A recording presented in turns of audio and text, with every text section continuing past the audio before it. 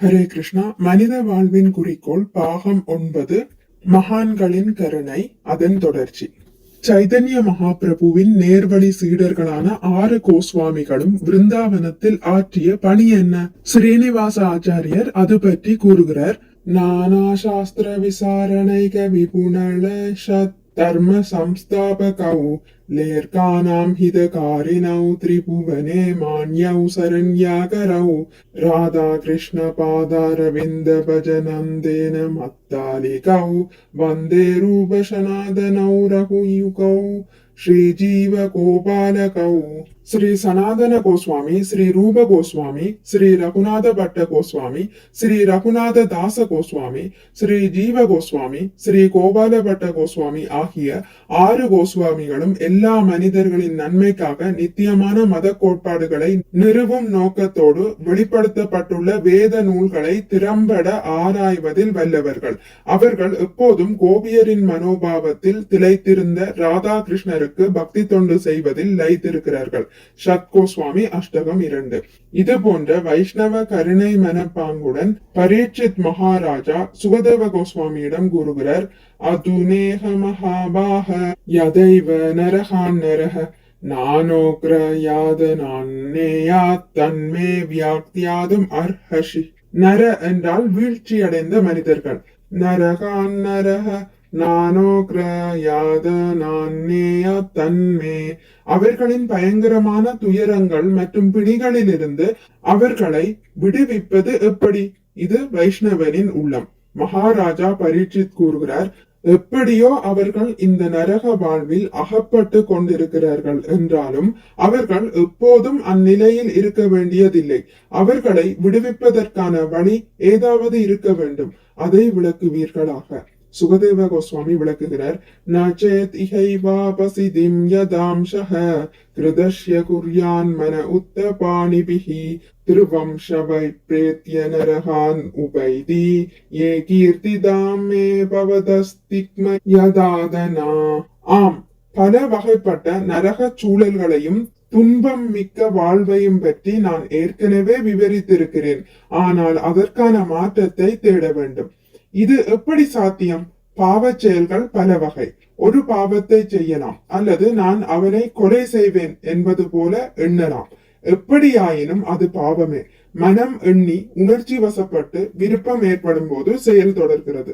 ஒருவன் தெருவில் போகும்போது ஒரு வீட்டு நாய் அவனை பார்த்து குரைத்தால் சட்டப்படி நாயின் சொந்தக்காரன் குற்றவாளியாகிறான் என்று ஒரு புத்தகத்தில் படித்தேன். நாய் குரைப்பதால் யாரும் பயந்து விடக் கூடாது. ஆகையால் நாயை கட்டி காக்க வேண்டியது நாயின் சொந்தக்காரனின் பொறுப்பு. இது உங்கள் நாட்டின் சட்டம் என்று நான் படித்திருக்கிறேன். பொறுப்பு நாய்க்கு அல்ல, ஏனெனில் அது ஒரு மிருகம். சட்டப்படி நாயின் சொந்தக்காரன் பொறுப்பாளியாகிறான். வெளிநாய் உங்கள் வீட்டுக்குள் வந்துவிட்டால் நாயின் சொந்தக்காரன் மீது நீங்கள் வழக்கு தொடரலாம். நாய் குறைப்பது சட்டவிரோதமானது என்பது போல் பிறர் வருந்தும்படி பேசுவதும் குற்றம். அது குறைப்பதை போலாகும். குற்றங்கள், அதாவது பாவச் செயல்கள் பல விதமாக நிகழ்கின்றன. பாவச் செயலை மனதால் எண்ணினாலும் பேசினாலும் செய்தாலும் எல்லாமே பாவங்கள். திருவம்சவை பிரேத்திய நரகான் உபைதி. இத்தகைய பாவச் செயல்களுக்கு தண்டனை பெற்றே ஆக வேண்டும். மறுவாழ்வில், அதாவது மறுபிறவியில் மக்களுக்கு நம்பிக்கை இல்லை. ஏனெனில் அவர்கள் அத்தொல்லையை தவிர்க்க விரும்புகிறார்கள். ஆனால் நாம் அதை தவிர்க்க முடியாது. நாம் சட்டப்படி நடக்க வேண்டும், இல்லாவிடில் தண்டிக்கப்படுவோம். அதுபோலவே நாம் கடவுளின் சட்டங்களில் இருந்து தப்ப முடியாது. அது சாத்தியமல்ல. நாம் மற்றவர்களை ஏமாற்றலாம், திருடி விட்டு ஒளிந்து கொள்ளலாம். அப்படி செய்வதால் நாட்டின் சட்டத்திலிருந்து தப்பலாம். ஆனால் உயர்நிலை சட்டமாகிய இயற்கையின் சட்டத்திலிருந்து தப்ப முடியாது. அது மிகவும் கடினம். அதற்கு எத்தனையோ சாட்சியங்கள் உள்ளன.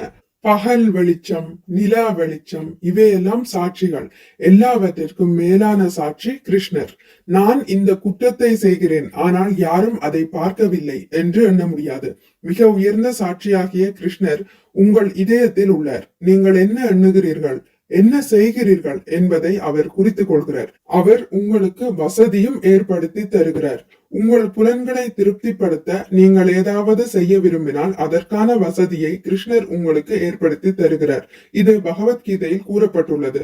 சர்வஸ்யசாஹாம் ஹிருதி சன்னிவிஷ்ட, நான் ஒவ்வொருவர் இதயத்திலும் வீற்றிருக்கிறேன். மத்த ஸ்மிருதிர் ஞானம் அபோகனம் ச, என்னிலிருந்து ஞாபகமும் அறிவும் மறதியும் ஏற்படுகின்றன. இப்படியாக கிருஷ்ணர் நமக்கு வாய்ப்பு அளித்திருக்கிறார். நீங்கள் கிருஷ்ணரை விரும்பினால் அவரை அடையும் வாய்ப்பை அவர் உங்களுக்கு அளிப்பார். அவர் உங்களுக்கு வேண்டாம் என்றால் அவரை மறக்கும் வாய்ப்பை அளிப்பார். நீங்கள் கிருஷ்ணரை மறந்துவிட்டு கடவுளை மறந்துவிட்டு வாழ்க்கையை அனுபவிக்க விரும்பினால் அவரை நீங்கள் மறப்பதற்கான எல்லா வாய்ப்புகளையும் அவர் ஏற்படுத்தி தருவார். கிருஷ்ண உணர்வுடன் நீங்கள் வாழ்க்கையை அனுபவிக்க விரும்பினால் கிருஷ்ண உணர்வில் முன்னேறும் வாய்ப்பை அவர் உங்களுக்கு அளிப்பார். இதெல்லாம் உங்களை பொறுத்தது, உங்கள் சுதந்திரம். மிக்க நன்றி. ஹரே கிருஷ்ணா. இத்துடன் முடித்துக் கொள்கிறேன். இனி அடுத்த பதிவில் இதன் தொடர்ச்சி தொடரும். மிக்க நன்றி. ஹரே கிருஷ்ணா. உங்களுக்கு இந்த வீடியோ பிடித்திருந்தால் லைக் பண்ணுங்கள், ஷேர் பண்ணுங்கள், சப்ஸ்கிரைப் பண்ணுங்கள்.